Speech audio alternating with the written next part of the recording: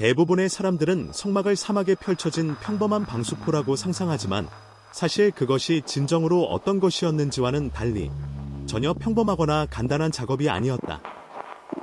오히려 당시의 조건 하에서는 거의 불가능에 가까운 일이었으며 첨단 기술과 전문 지식 없이는 달성할 수 없었다.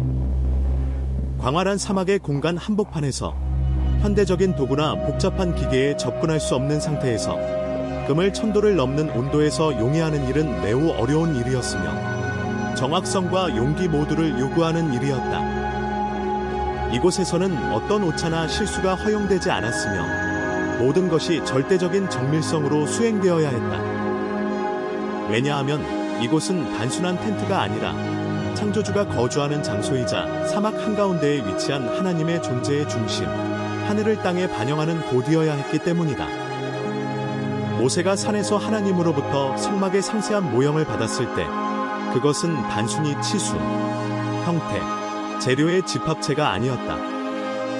그것은 천국에서 온 시각적이고 영적인 본보기를 의미했다. 이 모든 것은 마치 모세가 자신의 눈으로 보는 환상처럼 일어났으며 그 환상을 충실히 재현하는 것이 필수적이었다. 어떤 작은 실수나 즉흥이 신의 계획 실현의 위협이 될 수 있었기 때문이다.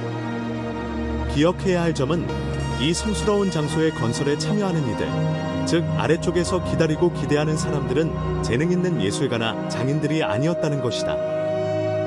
이들은 대대로 노예의 무게를 짊어지고 살아온 사람들이었으며 일상적으로 흙, 집, 벽돌과 함께 일했다.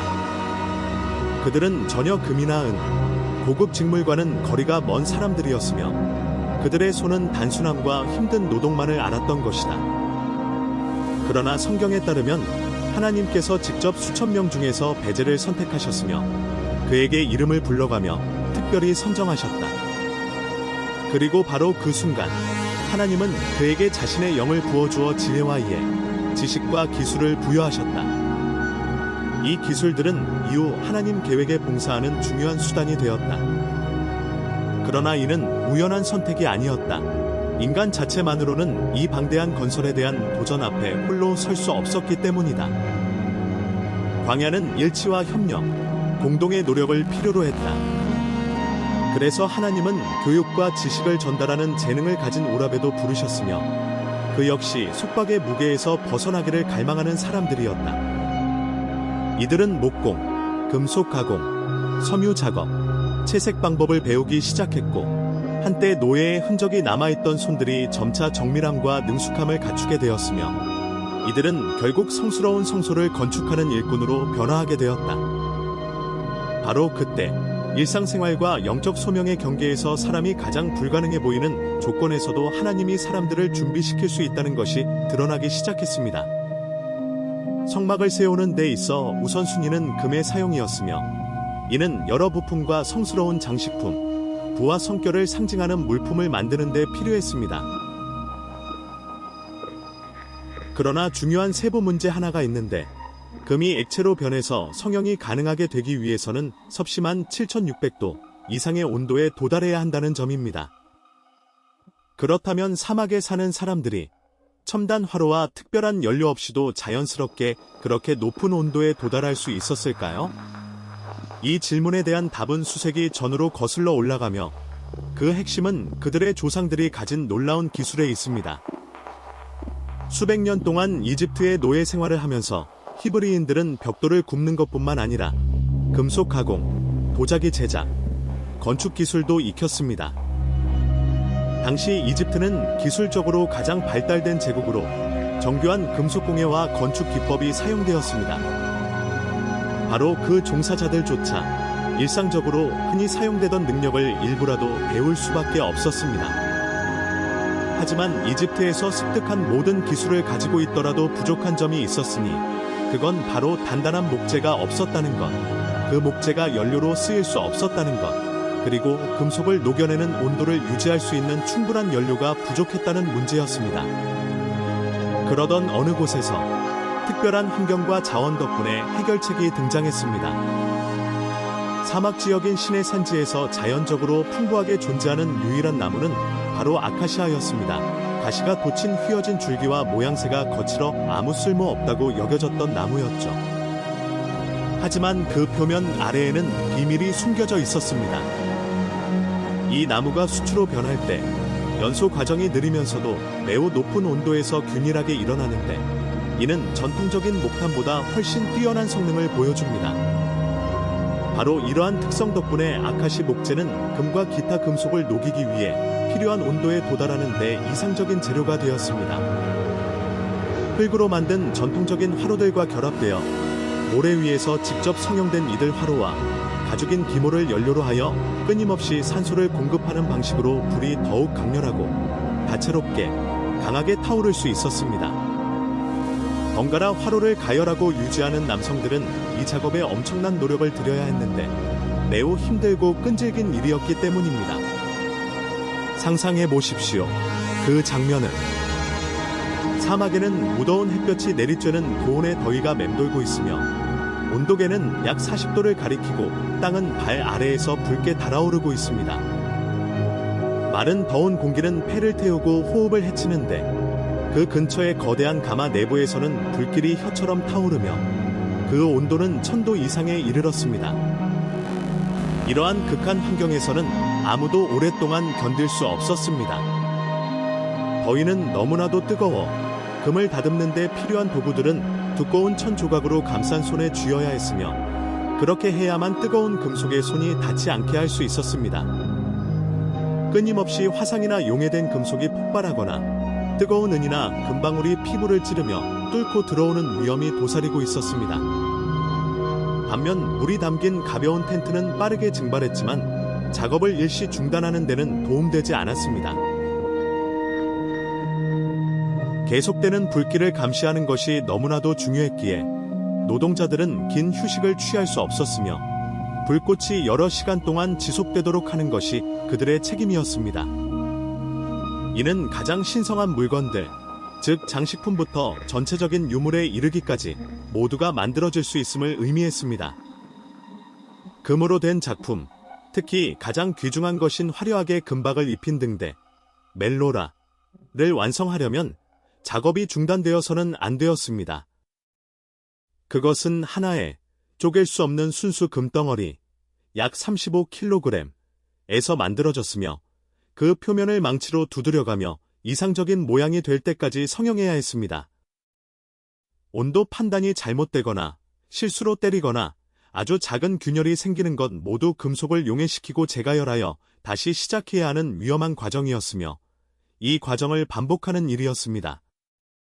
이 위험한 타오르는 금속과 뜨거운 불길 속에서 금속만이 변화하는 것이 아니었습니다. 불 앞에 선 사람들도 엄격한 시험을 받았으며 용암 같은 불의 정령 속으로 밀어넣는 금속처럼 인간 역시 엄격한 규율과 복종을 통해 내면의 변화를 겪었습니다. 작업은 피로하고 위험하며 어려움으로 가득했지만 망치의 매 순간이 그들에게 기억하게 했습니다. 그들은 하나님을 위한 집을 짓고 있으며 하나님이 그들을 해방시키셨음을 떠올리게 하는 것이었습니다. 이러한 맥락 속에서 불구속 시험을 당하는 금을 다루는 동안 전혀 다른 장소와 속도에서 또 하나의 중요한 화신인 성막의 요소를 준비하는 작업이 조용히, 인내심 있게, 거의 예술적으로 진행되고 있었습니다. 그것은 바로 구조물, 즉 전체를 지탱하는 뼈대와 기초의 건설이었습니다. 이 뼈대는 광야에서 자라는 아카시아 나무로 만들어졌으며 모든 유대인에게는 이상하고 불안한 일이었습니다. 아카시아는 구부러지고 가시가 많아 다루기 어려우며 그 가지와 줄기는 성스럽거나 견고하다는 느낌을 주지 않았습니다. 그러나 하나님은 평범한 목재를 요구하지 않으셨습니다. 그의 기대는 썩지 않고 해충이나 벌레의 공격을 받지 않으며 동시에 더위, 모래 폭풍, 잦은 건조와 같은 극한 환경에서도 손상되지 않는 목재에 관한 것이었다. 이 목재는 돌만큼 단단해야 했으며 40년 동안 노예의 굴레를 벗어나 자유롭게 살아온 광야의 환경에서도 견딜 수 있어야 했다.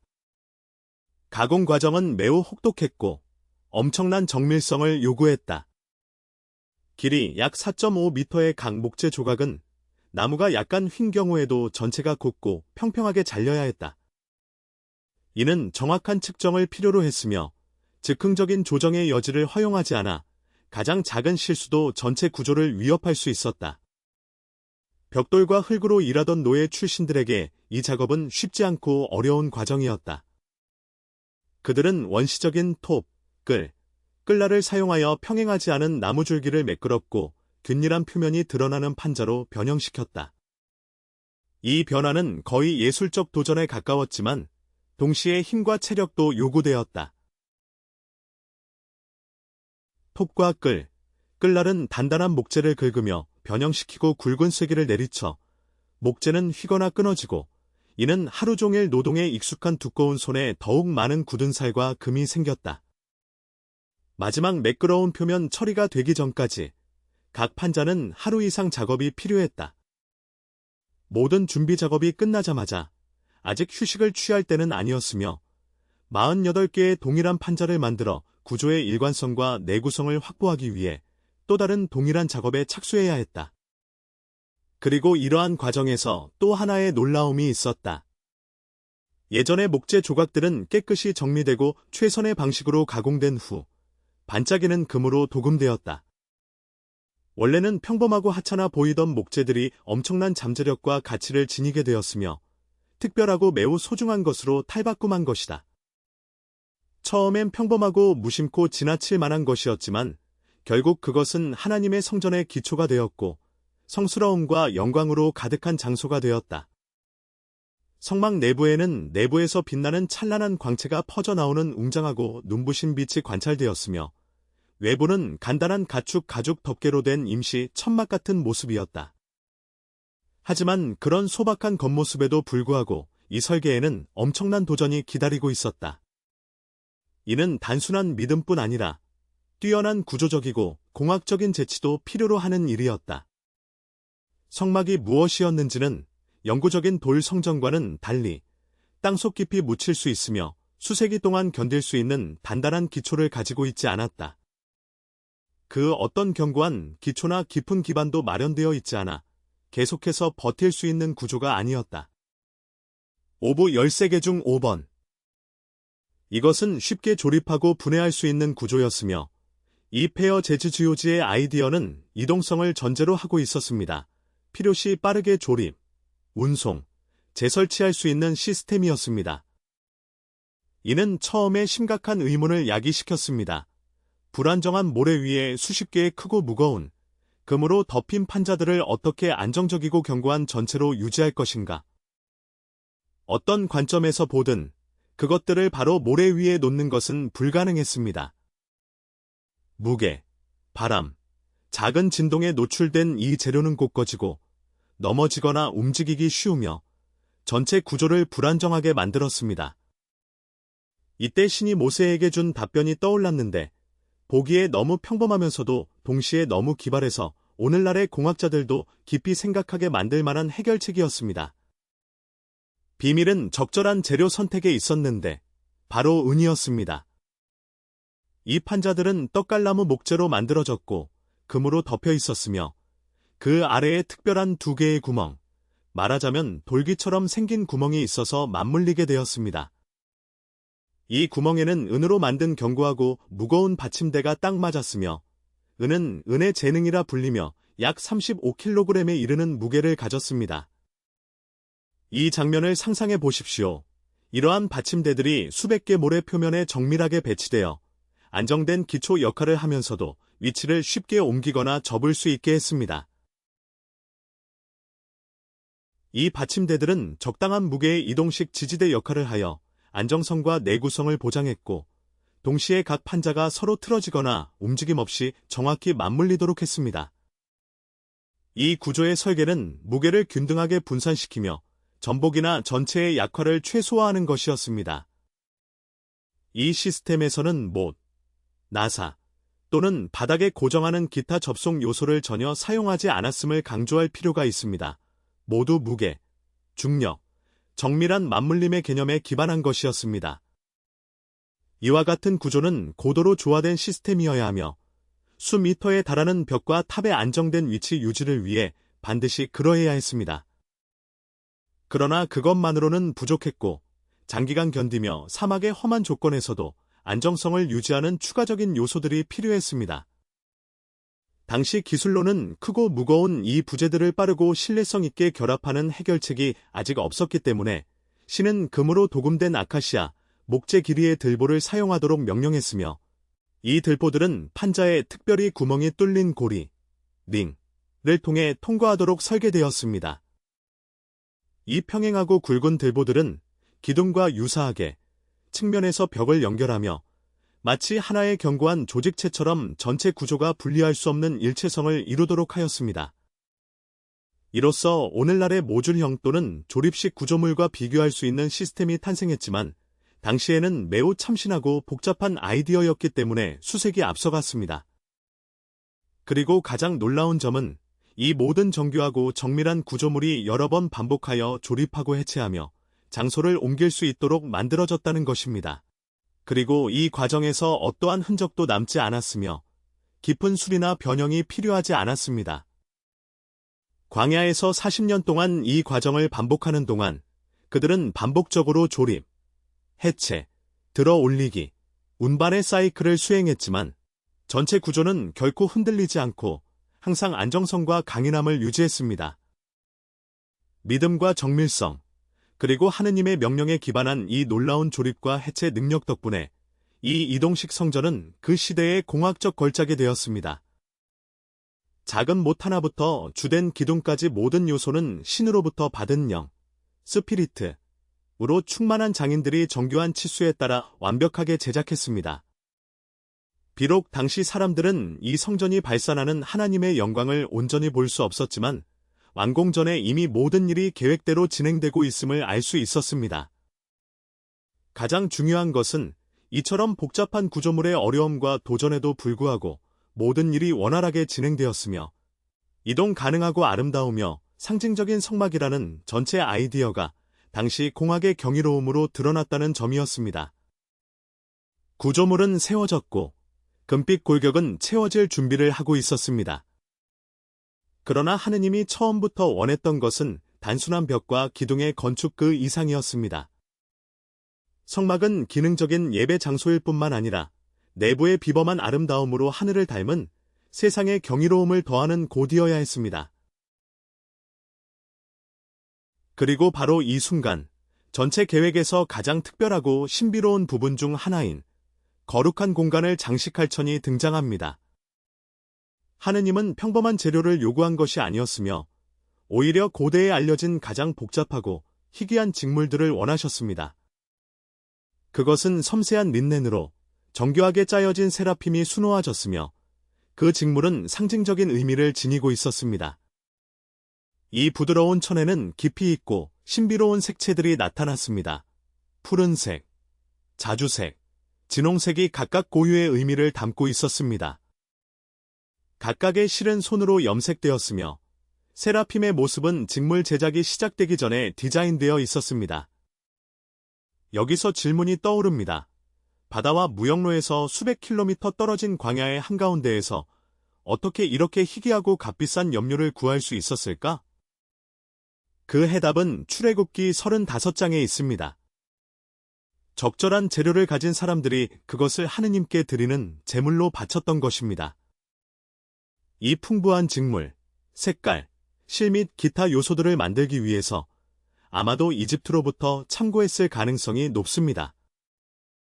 이러한 제품들은 전쟁 포로나 파사이 기간 동안 선물로 전달되었을 수 있습니다.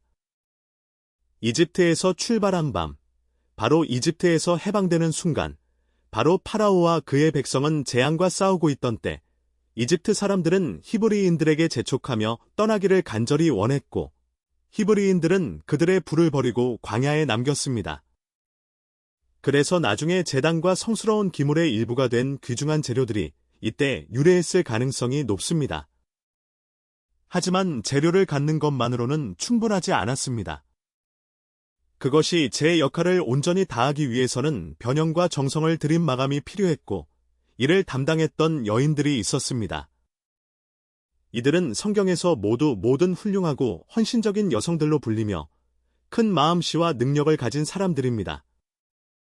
이들이 직물을 짜고 염색하며 햇볕에 말리고 수십 번을 반복하면서 정확한 색조를 만들어내었고, 그것이 주님의 요구에 부응하는 것이었습니다.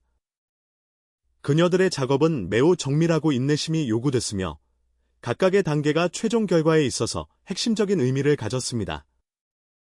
성스러운 곳의 주된 부분인 에셈, 진리의 내전, 은 케루빔이 묘사된 직물로 장식되었습니다. 이것은 단순히 표면에 자수하거나 장식된 요소를 덧대는 수준이 아니라 오히려 케루빔이 섬유 구조의 일부로 깊숙이 새겨졌고 가까이에서 보면 윤곽이 전체의 일부로 자리 잡아 있습니다. 이러한 직물을 제작하려면 상상력과 예술적 능력은 물론 정교한 수학적 기술과 계획이 필요했습니다. 특별한 도구를 쓰고 정밀한 계산을 하며 고급 타직장 기술이 필수적이었습니다. 작업 전에 정확한 디자인을 계획하고 실의 수를 계산하며 색상이 어디에 위치할지 결정하는 것은 필수였고 심지어 직물을 짜기 시작하기 전에 최종 효과까지 예측했습니다. 만약 계산에 실수가 있었다면 직물에 나타난 케루빔이 비뚤어지거나 잘못된 위치 또는 다른 크기로 나타나서 이 성스러운 작품의 조화와 상징성을 망치게 되었을 것입니다. 이 모든 작업은 지침도, 도안도, 완성된 패턴도 없이 극한의 조건 속에서 자기의 지식과 직감만으로 만들어낸 사막에서 활동한 여성들이 수행했습니다. 그녀들은 임시 천막 아래서 왕실 직물의 성격을 지닌 진품 작품을 만들어냈습니다. 최종 결과는 어떠했을까요? 겉으로 보기에는 평범하고 소박한 천막처럼 보여 가죽으로 덮여있고 햇빛과 자연 환경에 노출되어 있었습니다. 하지만 내부로 들어서는 순간 진정한 기적이 기다리고 있었으며 내부는 촛불과 램프로부터 내려오는 빛 아래 하늘이 땅에 펼쳐진 모습이 드러났습니다. 황금벽과 빛 구름의 반사광을 배경으로 새겨진 천사들이 천장을 장식하며 횃불과 등불의 황금빛 속에서 색채를 뿌려 마치 신비롭고 거의 신성한 분위기를 만들어냈다. 천들은 왕족 궁전을 위해 만들어진 것처럼 빛나며 강렬하고 깊이 있어 스스로 빛을 발하는 듯했다. 겉으로 보기에는 간단하고 평범한 천막처럼 보였던 것들이 내부에서는 우아함과 위엄, 하늘의 상징으로 변화되었다. 숙련된 직조공 여성들과 염색공들이 작업하는 동안 이 성스러운 장소에서 더욱 중요한 요소는 또 다른 중요한 부분, 특히 최고 제사장의 복장이었다. 이 의상들은 단순한 옷이 아니라 거룩한 상태에서 보호용 장비와 거의 같은 역할을 하는 것이었다. 출애굽기 28장에는 제사장 옷의 세부 요소들이 크기, 장식, 상징물들이 상세히 묘사되어 있다. 이 의상들은 단순히 장식용이 아니라 영적 방어의 도구로서 그들이 거룩함과 장소의 불가침성을 통해 에너지와 신에 대한 소속의 표시로 작용하였다. 완벽하게 제작된 이 옷들은 안전을 보장하는 동시에 하나님과 백성 사이의 중재자로서 제사장의 특별한 신분을 강조하였다. 가장 성스러운 장소에 들어가서 하나님 앞에 서는 일은 단순한 종교적 행위나 일상적 의식이 아니라 매우 위험하고 도전적인 행위였다. 이 행위는 전적인 집중과 방해받지 않는 주의력, 절대적 정밀성을 요구했으며 작은 실수, 헐거운 또는 너무 꽉 끼는 착용, 작은 세부사항의 누락, 부주의 하나만으로도 제사장의 목숨이 위험에 처할 수 있었다. 그러한 상황에서 자신을 상상하며 성스러운 의복을 입고 이 가장 거룩한 곳에 들어서기 위해 준비하는 것은 깊은 신앙뿐만 아니라 용기와 엄청난 책임을 의식하는 태도를 필요로 했다. 이 옷의 가장 상징적인 요소 중 하나는 가슴 장식판 심판의 숄더 패드로 알려진 것으로 12개의 살아있는 보석, 다이먼즈즈, 이 각각 이스라엘 12지파를 상징하며 배치되어 있었다. 이것은 단순한 장식이 아니라 이스라엘 민족 전체를 상징하는 정교하고 신중하게 제작된 유물이었다. 이 보석들은 단순한 장식으로 그치지 않고 정밀하게 세공되고 연마되어 있었으며 표면에는 12지파의 이름이 깊고 정교하게 새겨져 있었다. 고대에는 다이아몬드 조각을 위해 분말 가루, 수작업 드릴, 놀라운 솜씨와 끈기를 필요로 했으며 종종 광활한 사막이나 극한의 조건 속에서 이루어졌다. 이 요소의 아름다움과 엄숙함은 그것을 지탱하는 황금 체인으로 강조되었으며 전체 구조는 신체적 무게뿐 아니라 영적 책임까지 상징하였다. 이것이 바로 제사장들이 하나님 앞에 나아갈 때 입던 가슴페의 인장으로 온 백성을 가슴에 품고 하나님 앞에 나아갔음을 의미한다. 또한 그의 어깨에는 장식적인 어깨패가 걸려 있어 이 특별한 의복 세트를 완성하였다. 그 무게는 육체적으로는 분명히 느껴졌지만 더 중요하게는 상징적인 의미를 지니고 있었으니 제사장으로서의 직무를 수행하는 동안 그의 어깨에는 이스라엘 민족의 영적 유산 전체가 실려 있다는 것을 나타냈다. 이 옷의 또 다른 완성은 푸른색 옷이었는데 이 옷에는 방울들이 달려 있어 제사장이 움직일 때마다 방울이 울렸다. 이 방울들은 단순히 장식적인 역할뿐만 아니라 매우 실용적인 기능도 수행하였다. 옷 아래에 달린 방울들은 제사장의 생명 상징기 역할을 했으며 그 소리를 통해 그가 여전히 존재하며 임무를 수행하고 있고 생명 상태임을 알릴 수 있었다. 방울이 울리지 않는 경우 이는 경고 신호와 같았으며 무언가 잘못되어 제사장이 이미 생명을 잃었음을 의미했고 즉각적인 구조 조치가 필요했음을 보여주었다. 또한 제사장의 허리 주변에는 특별한 밧줄이 연결되어 있어 만약 제사장이 가장 성스러운 곳에 들어갔다가 무언가 발생했을 때 그를 끌어내기 위해 사용되었다고 전해진다. 성경에는 명확히 기록되어 있지 않지만 많은 고대 학자들은 이 밧줄이 실제로 존재했을 것이라고 믿으며 필요시 제사장을 구출할 수 있도록 만들어졌다고 생각하였다.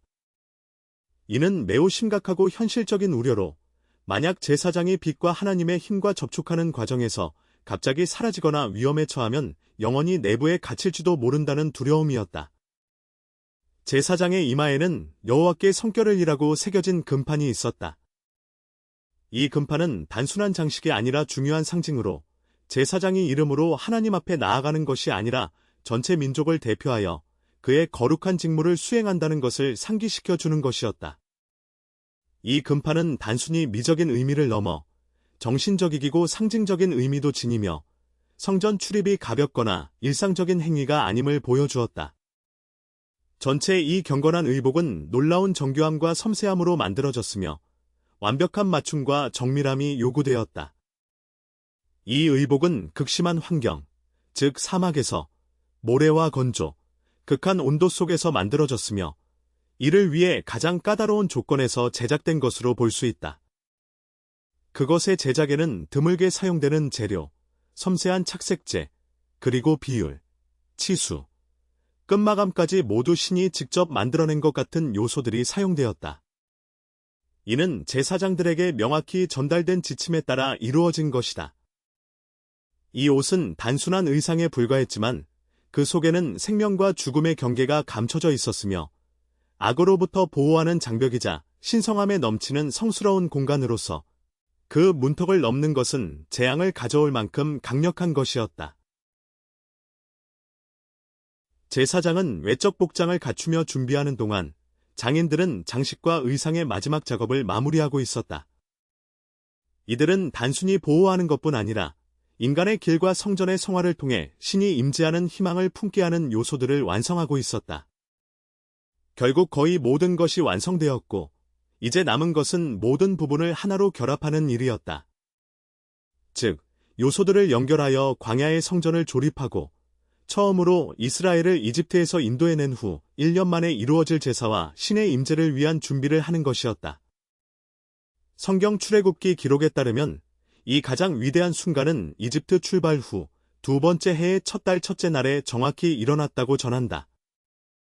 이는 홍해를 건넌 지 거의 1년 후 모세가 하나님에게 마지막 지시를 받았던 순간이기도 했다. 그가 받았던 명령은 바로 만남의 장막 일부이자 이동이 가능한 이 성막을 세우라는 것이었으며 이것이 진정한 하나님의 임재의 중심이 될 것이었다. 그리고 그리하여 모든 작업이 시작되었다. 사람들은 조심스럽게 은색 기초를 배치하였다. 이 기초들은 성전 전체를 지탱하는 역할을 하였으며 겹겹이 쌓아 올렸다.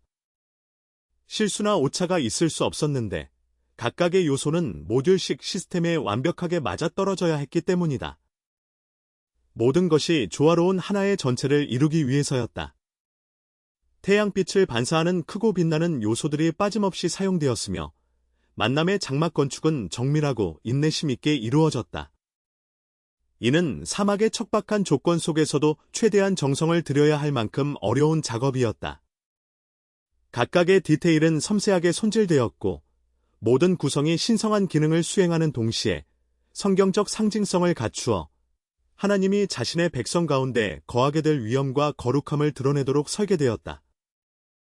광야 한가운데 세운 이 성전은 장엄한 위엄과 호화로움으로 솟아 있었다. 그 중심에는 특별한 아카시아 나무로 만든 금박 바닥이 있었다. 이 바닥은 얇은 금박으로 덮인 특수 아카시아 목재로 만들어졌으며 구체적으로 설명하자면 개별 판자들은 여러 남성의 힘든 노력으로 하나씩 들어올려졌고 이후 별도로 담당한 팀이 은색 기초에 딸린 금속 볼트를 정성스럽게 조립하였다. 이곳 광활한 사막 한가운데서 황금으로 이루어진 벽이 형성되어 갔다. 이 벽은 찬란한 광채를 뿜는 거대한 성스러운 담이 되어 위엄과 신비로 가득 차 있었다. 이 놀라운 건축물은 마치 먼지와 모래 속에서 솟아오른 황금의 뼈대처럼 모양을 갖추었으며 웅장한 실루엣을 드러내고 있었다. 김가로 대들은 동일한 금으로 만들어졌으며 특수 제작된 잠금 장치로 둥근 링에 끼워져 안내 역할을 하였다.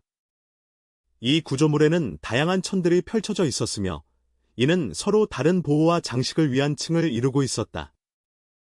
그중 가장 신성한 첫 번째 천은 내부 천으로 손으로 짠 풍부하게 장식된 천이었으며 천사들의 형상이 새겨져 있어 천상의 존재의 존재를 상징하고 있었다. 그 위에는 또 다른 천이 깔렸는데 양모로 만든 것으로 깊은 붉은색으로 염색된 천으로 덮여 있었으며 이는 피와 희생을 상징하였다. 모든 준비가 끝났을 때 맨 위에는 태양과 폭풍에도 거의 망가지지 않는 외부의 천이 펼쳐졌으며 사막의 고난으로부터 전체를 보호하는 역할을 했다. 외부에서 보면 이 구조물은 평범한 천막처럼 보였으며 겉으로는 눈에 띄지 않는 단순한 재료로 만들어진 것처럼 보였다. 그러나 내부, 바로 이 신전의 중심에는 전혀 다른 세계가 펼쳐지고 있었다. 마치 하늘이 다시 문을 열고 인간의 영혼이 무한한 영적 아름다움과 신성한 위엄 속에 잠기듯 말이다. 내부는 정성스럽게 갖추어졌으며 가장 신성한 것들을 위한 장소들이 배치되어 있었다. 예를 들어 언약궤와 맥추절의 예배 좌석이 그것인데 이는 그 위에 놓여 있었다. 가림막으로 가려진 신전 입구는 가장 거룩한 구역과 하나님 얼굴에 가까이 다가갈 수 있는 곳을 구분하였다. 특별한 탁자 위에는 새롭게 구운 12개의 빵이 놓여 있었는데 이는 언약과 영적 양식을 상징하였다. 그 근처에는 7팔초대가 켜졌으며 그 불꽃은 금제 기초 전체를 밝혔고 신성하고 따뜻한 빛을 만들어냈다. 이 모든 것과 함께 그 중심에는 계속해서 향내가 상승하고 있었다. 향은 제단에서 천천히 피어오르며 신자들의 머리 위로 향기로운 연기로 가득 차서 신과의 만남을 준비하는 영적 공간을 채우고 있었다. 외부 마당에는 구리로 만든 제단과 제사와 의식을 위한 도구, 그리고 석회로 만든 세척용 접시가 배치되어 있었다. 이 신전은 아름답고 정성스럽게 지어졌지만 결국 임시적인 해결책에 지나지 않으며 약속한 땅으로 가는 임시 부속 건물에 불과하였다. 가장 중요한 질문은 바로 이곳이 하나님께서 자신의 거처로 인정할지 여부였다. 바깥에 모인 사람들은 조용히 그리고 집중해서 답을 기다리며 들었다. 광야의 공기는 침묵 속의 기다림에 잠겼고 잠시 동안 바람조차도 잠잠한 듯하였다. 순종의 신뢰를 바탕으로 모세는 모든 요소를 하나하나 세심하게 검사하였으며 산에서 받은 하나님의 말씀에 충실히 따라 모든 것을 만들었다. 그리고 하나님이 산꼭대기에서 명령한 대로 모든 판자, 조각, 실까지 엄격한 지시에 따라 정성스럽게 만들어졌다. 그러던 중 갑자기 놀라운 일이 일어났다. 하늘에서 갑자기 두꺼운 매혹적인 구름이 천천히 내려와서 모인 천막 전체를 가려버렸다. 매 순간 다가올수록 구름은 점점 힘을 얻고 무거워지며 그 짙은 덩어리가 텐트 내부 전체를 빨아들였다. 그리하여 모세조차도 얼굴을 맞대고 하나님과 만나기로 유명한 그가 이미 들어갈 수 없을 정도로 강렬하게 밀려오는 구름 속에 포위된 것이다. 광야에서 불타는 소나무를 목격한 눈을 가진 모세, 그리고 불과 나팔 소리 속에서 시나이 산에 올라갔던 사람들, 친구처럼 하나님과 대화했던 그 모세는 모두 자신을 둘러싼 구름 무리 앞에 무력하게 되었다. 바로 그 구름이 바로 하나님 자신의 현존이었으며 하나님의 영광이 평범한 텐트 구조를 살아계신 하나님이 거하는 것처럼 바꾸어 놓았다. 이 순간 이 토람이 단순한 인간의 손으로 만든 것이 아니게 되었다. 그것은 하나님이 거하시는 곳, 그분의 임재가 머무는 집이 된 것이다. 이때부터 구름이 만든 성막이 건축된 성전 위에 떠오를 때마다 이스라엘 백성들은 그들의 텐트를 꺼내 다시 길을 떠났다. 구름이 사라지면 다시 전체 구조를 조립했고 광야를 40년 동안 헤매면서 그들은 그 빛과 신호를 따라갔다. 바로 이 신비로운 이동하는 구름 속에서 살아 숨쉬는 영적 현실의 중심이 되었으며 이스라엘 민족 전체 공동체가 향하는 목표가 되었다. 이 특별한 건물은 그 40년 동안 수백 번씩 조립되고 해체되었는데 매번 구름이 다시 하늘로 올라갈 때마다 그였다. 여행은 다시 구름이 일어나는 순간부터 시작했고 휴식은 구름이 멈춰서 정차하는 순간에 이루어졌다. 이 이동식 성전은 민족의 영적 삶의 심장과 중심지 역할을 하였으며 어디서든 나타나면 하나님이 계셨고 하나님이 계신 곳에는 항상 방향과 목표가 함께 있었다. 그러나 이 이야기의 특별한 점은 이 텐트가 하나님의 계획의 최종 목적지는 아니었다는 것이다. 그것은 일시적이고 이동 가능한 것으로 떠돌던 민족의 필요에 맞게 설계된 것이었다. 결국 이스라엘이 약속의 땅에 도착했을 때 이 구조물은 실로에 놓였고 수세기 동안 성스러움과 하나님의 만남의 장소로 남아 있었다. 시간이 지남에 따라 새로운 욕망과 질문이 생겨났다. 왜 하나님은 텐트에 거하셨는데도 돌로 된 이스라엘 왕들의 집에는 영구히 거하지 않으셨는가? 다윗 왕이 한탄하며 명확히 밝힌 것처럼 내 집은 잣나무로 지었으나 하나님의 궤는 천막 속에 살고 있다. 영적 지도자는 영구한 성전, 즉 영원히 변치 않는 하나님의 임재를 반영하는 장소를 세우고 싶어 했다. 하나님은 말씀하셨다. 아니라 약속은 내 아들에게 전해질 것이다. 이는 시작을 알리는 말이었으며 끝이 아니었다. 왜냐하면 그 텐트 또는 성막 자체는 결코 최종 목적이 아니었기 때문이다. 그것은 오히려 훨씬 크고 오래 지속될 무엇인가, 오랜 세월 동안 이어져 온 고대 건축물에 대한 전조였으며 그 영원성을 상징하였다. 이 임시 성소의 각 요소, 나무 말뚝 하나, 천 조각, 광야에서 신중하게 측정된 정해진 크기, 모든 것이 훗날 더욱 화려한 것, 즉 솔로몬의 성전 건립을 향한 미래를 암시하고 있었다. 이동 가능한 천막, 비록 간단하고 구조가 단순했지만 명확하게 정해진 기능과 상징성을 지니고 있었으며 결코 하나님의 비전의 최종 목적은 아니었다. 그와 달리 성전은 장엄하고 견고하여 세대를 거쳐 사용되었으며 이스라엘 민족의 영적 중심이 되도록 설계되었다. 바로 이 천막에서 시작된 길이 완전한 곳으로의 여정이며 그곳은 거대한 힘과 아름다움으로 경외심을 일으키도록 만들어졌다. 이 질문에는 역설이 담겨 있다. 사막의 단순하고 임시적인 천막이 저렴한 재료로 만들어지고 내구성이 크지 않은 것에서 어떻게 고대 건축의 가장 인상적인 작품 중 하나로 평가받는 것이 되었단 말인가? 어떻게 작은 이동식 예배당이 크기와 위엄이 비교될 수 없을 만큼 거대한 성전으로 변모했고 그 장식과 공학적 완성도로 감탄을 자아냈는가? 이 겸손한 시작에서부터 신앙과 민족의 힘을 상징하는 거대한 표현으로 발전해온 이 흥미로운 진화 과정은 지금도 놀라움과 경외심을 불러일으킨다. 이 이야기는 과학적, 역사적 사고에만 머무르지 않고 계속해서 다음 단계로 발전하고 있다. 이 특별한 변화에 뒤이은 이야기를 더 깊이 이해하려면 고대 건축과 이스라엘 민족의 영적 유산 간의 연관성을 더 밝혀주는 다음 이야기를 주목하는 것이 좋다.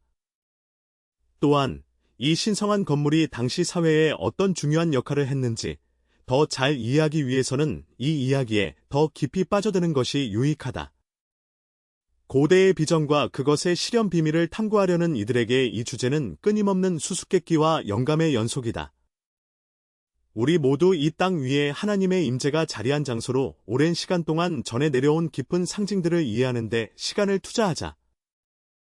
이 위대한 역사의 한 부분은 앞으로 나올 또 다른 장들 속에서 고대의 신비로운 비밀들 사이에서 이루어질 이 놀라운 여정의 계속을 기다리고 있다.